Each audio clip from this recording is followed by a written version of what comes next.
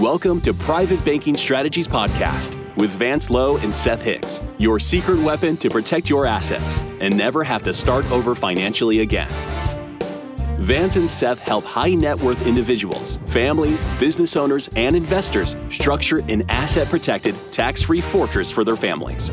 Learn how to keep what you earn and use the velocity of money to create your own private banking system.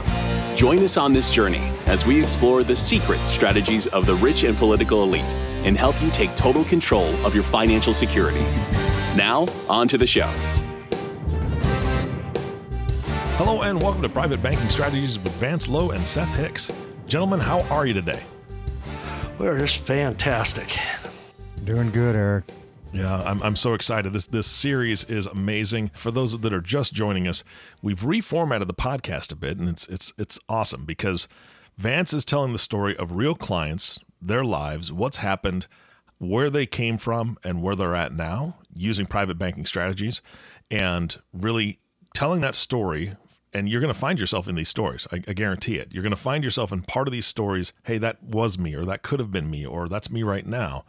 And then you're going to want to stick around for the second half of this podcast because Seth is going to break down some of the stuff that Vance was talking about when it comes to the pillars or strategies that they use in this system. Right now, this podcast is actually a third part of a three-part podcast about one family in particular. And I'm going to let Vance pick up right where he left off. Vance, tell us just a little bit about the family. All right, I will do that. I'm excited to do that. This family we're going to call the Chiro family, he was a professional chiropractor, or is, and we have special permission. We want to give thanks to this family for allowing us to share these numbers. Of course, we have changed the names to protect them, but let's go forward. One of the things I want to just kind of reiterate to bring back, this was a client who suffered what we're going to call catastrophic financial failure. He was misdiagnosed with Lyme's disease. And if you haven't heard the prior podcast, you want to do that to catch up. Also, we're going to provide a video on the actual numbers because we don't have a way right now to actually delve into the numbers, nor do I think we need to. For those of you who would like to do that, we'll share on how you can actually get that and review it time and time again. What we're talking about is showing this couple if they will follow a banking strategy. Remember, we say this over and over again, that banks always get the money back. The reason that they do is they lend it, and they account for every penny. They always keep money in motion. They never let money even sleep overnight. Anybody here ever heard of overnight lending? At 2 o'clock in the afternoon, the money moves forward with the sun. It goes all the way around the world, back into the bank at 8 o'clock in the morning, and they've earned a fraction of a percent interest on that excess money that was in the bank before, called overnight lending. And we're going to try to wrap up this family in this podcast. We've got several pillars to go over, but I'm going to share with you some things that they discovered along the way. And it's called exponential compounding, where we pay off one loan, then we start getting those payments coming in. Remember, now we're financing everything. Those payments come in, they're starting to combine. We combine all those payments annually. That goes out and buys more debt. So I think it would be appropriate now to discover the banker's mentality. So I'm going to share with you how banks think about money. We're taught to chase interest rates and avoid the problem. Interest rates are not how banks make income. They make it off of velocity and, of course, fractionalizing, which we can't do. So let's go into a typical loan, and I share this in our own book, an example. And I want to do that because it comes to point here. With each of these loans, they can annualize. If you had the perfect investment that you don't have to pay tax on, you don't have to declare anything, the outside world doesn't even need to worry about it because you're self-financing your own debt, what type of return would you like, Eric? A lot. A lot. How much is a lot? Oh. What would you be happy with? What would you be satisfied with? Oh, I'd say 10% would be pretty satisfactory. Okay, and if we can get more than 10%, can Seth and I have it? No, but we could talk about it. Oh, okay. That's what we want to do, is we want to talk about how money is made. So I'm going to go over a typical example with a credit card. Everybody fears credit cards because it has such high interest. Mm-hmm. And folks, let me go back to this statement. It's not so much about what we don't know about money that hurts us. It's what we think we know about money that's incorrect. People do not understand the fabulous tool that comes in what's called a credit card. A credit card is a line of credit.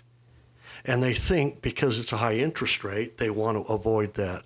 It's probably the number one best investment, lowest interest you'll ever pay. Now, of course, there are some other loans, but when you start looking at the volume of interest we have to pay, you'll understand what we're talking about. So let's use a credit card. An unexpected bill comes in. We lose our air conditioner. Of course, summer's happening, so we're going to have to get it replaced right now. And in order to do that, we're going to bring in a couple of bids, and we're going to go the one we feel the best. And let's say that bill, it comes to $10,000 because it took the whole unit out. So we're going to put it on plastic because that's the American way. We put it on plastic, and then when the bill comes in, we figure out how we're going to pay for it. So the bill comes in, we take a look at our assets, and we discover that all of our assets are tied up. That's also Murphy's Law, right? Mm-hmm. So now we got to go to plan B. All right, let's say the interest rate is 25%. Oh man, that's death all by itself. How much can we change our budget up to be able to pay this off as fast as possible? So let's say we come up with $500 per month.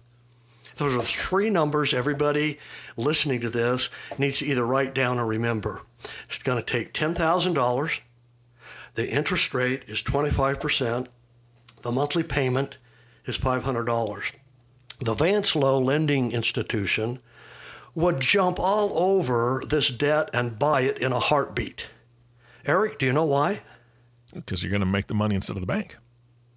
Okay, yeah, we're going to make it, but what would the incentive be out of those three numbers? Where's the incentive?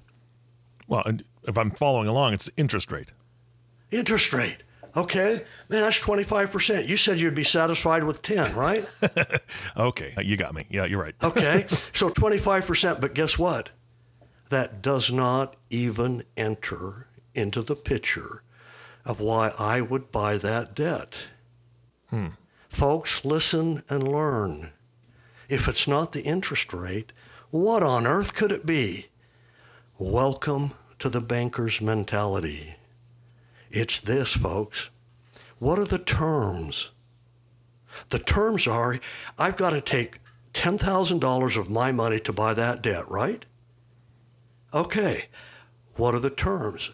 They're going to make a payment to me of $500 per month. Let's evaluate why I would buy this debt. $500 a month income coming off of that debt times 12. So annually, 12 times 500 is $6,000, right? Yep. So at the end of the first year, I have $6,000 in hand, and I still have my $10,000 out there working for me, correct?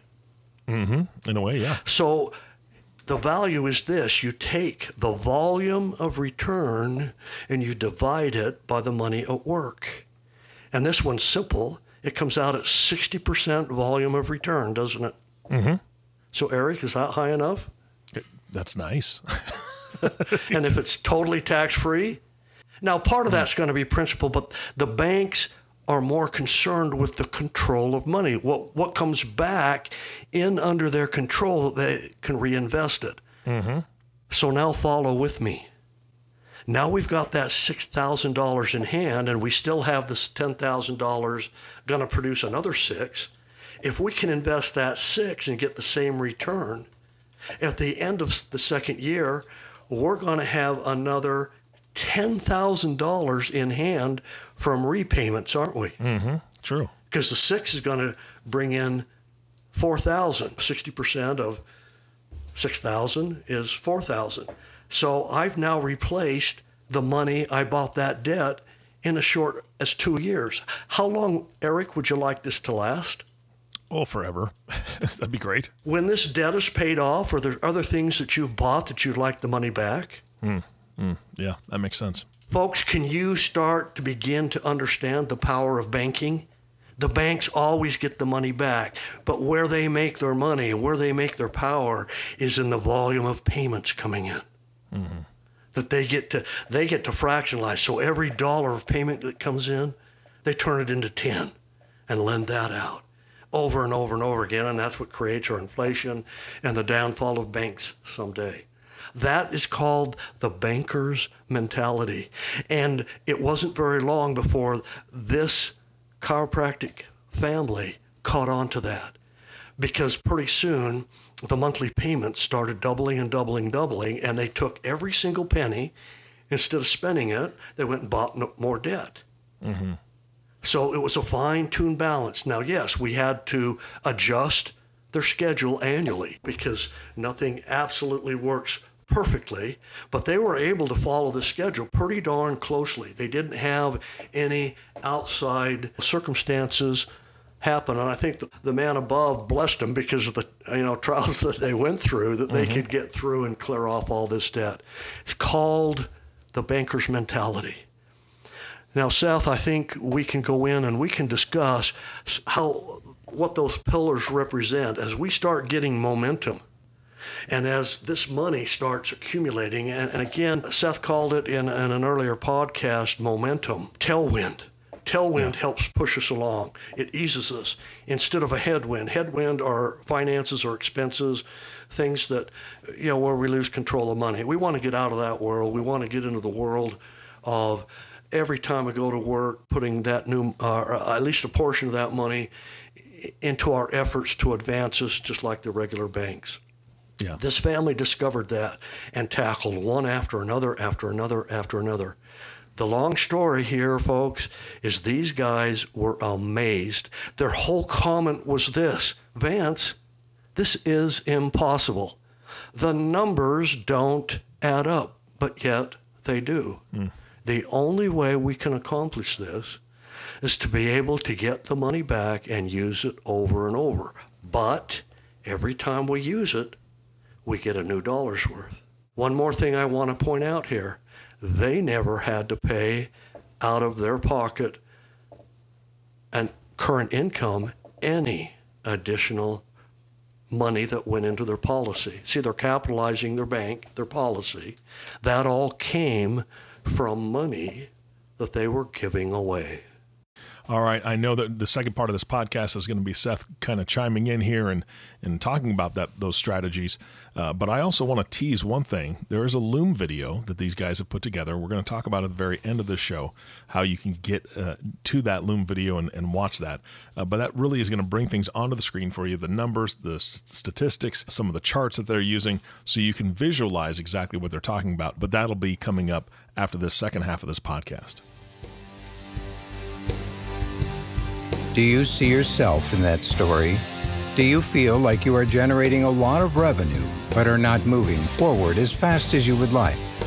Are you ready for help?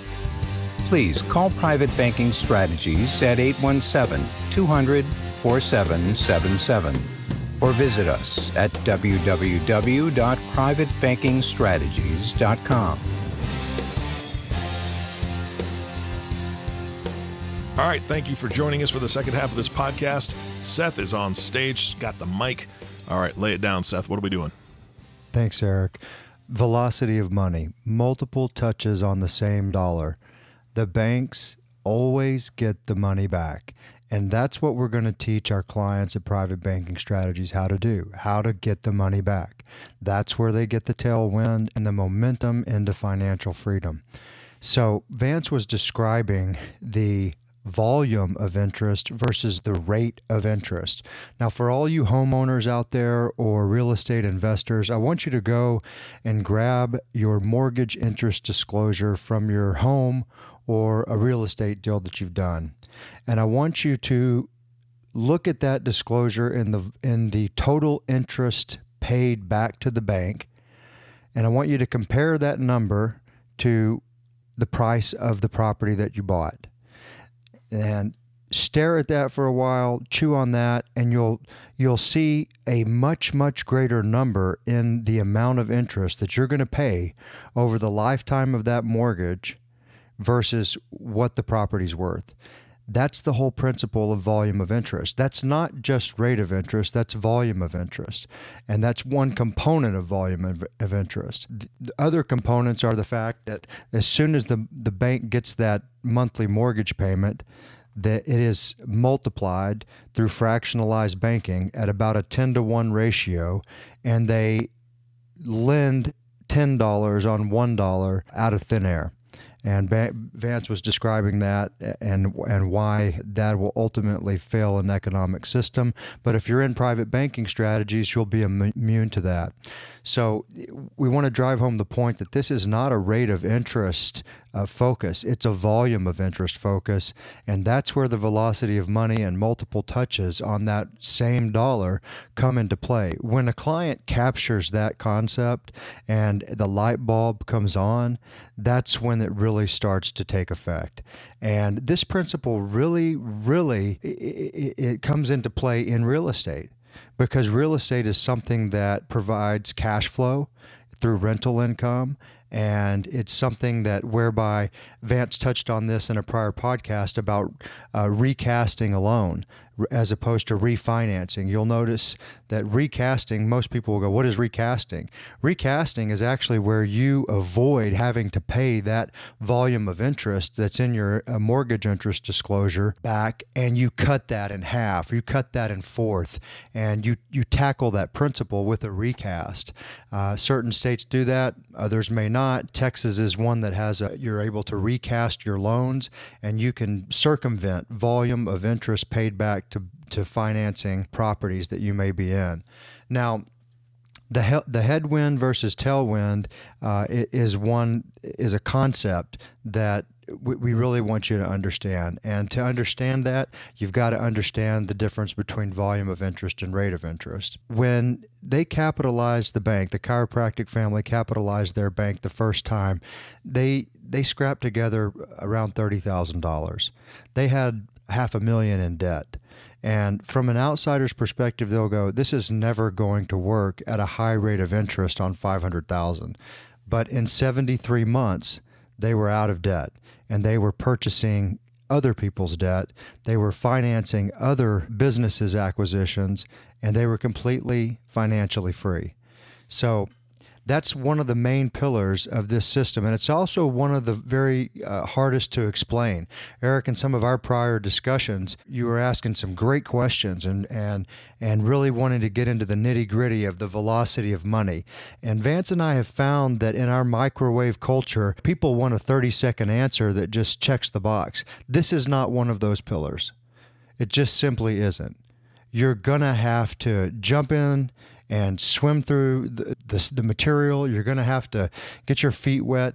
And like I was describing to you off air, you can watch a video on how to do jiu-jitsu or how to swim until the cows come home. But until you actually get on the mat and start to train, or get in the pool and start to learn how to swim, you're not really going to get it, right? Mm-hmm. Yeah, absolutely. Let me just ask you a question, Seth. So the question that maybe some of our listeners have right now, is this going to be worth learning this new strategy? Was it worth it for this client?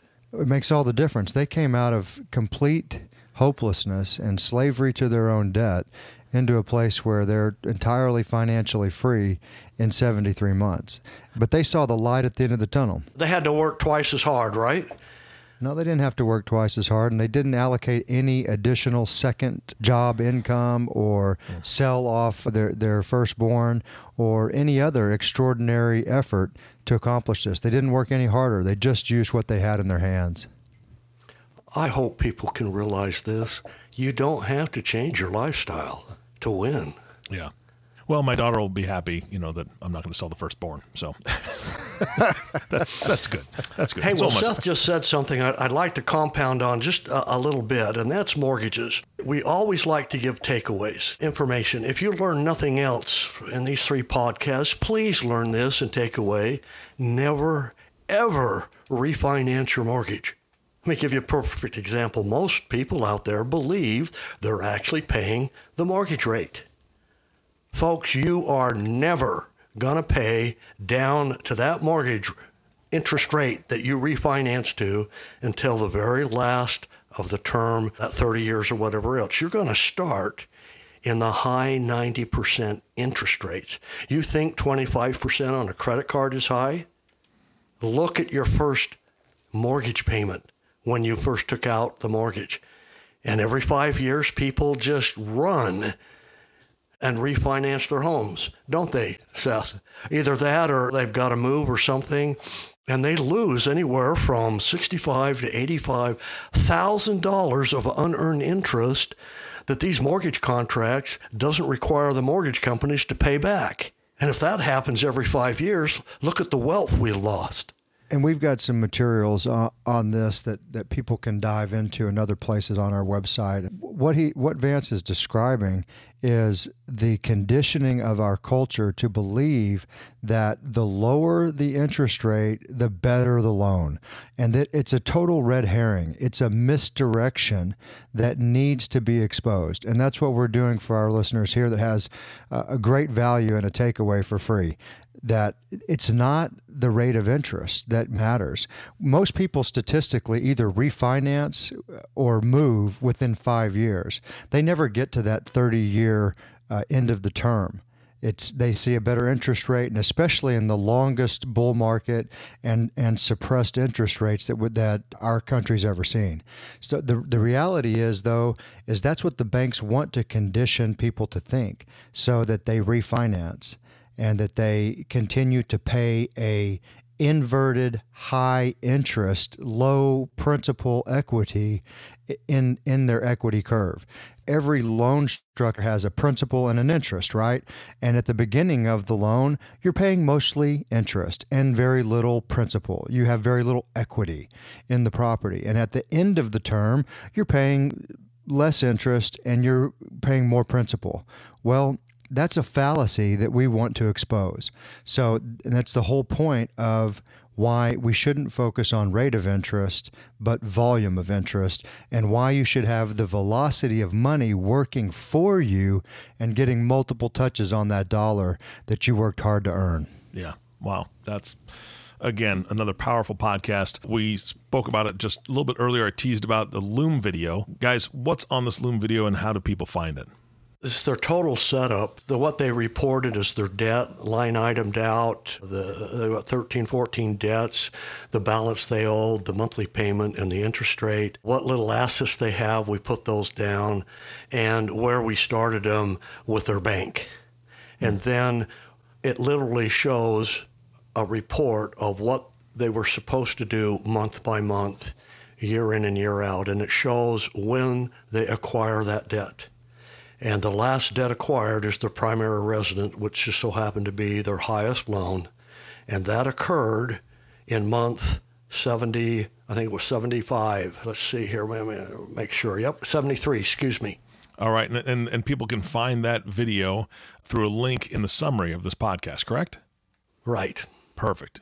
Guys, thank you so much for providing that information, those resources. Again, invaluable. I appreciate it. I know that I'm looking forward to seeing it, and I think that everybody that is listening to this needs to go see it so they can actually visualize the things that you guys are talking about, because this does sound a little complex, and it is. You guys are doing a great job of breaking it down, but that will just seal it up to where you can see exactly what they're talking about and how it works. So please go to that resource, get it for free.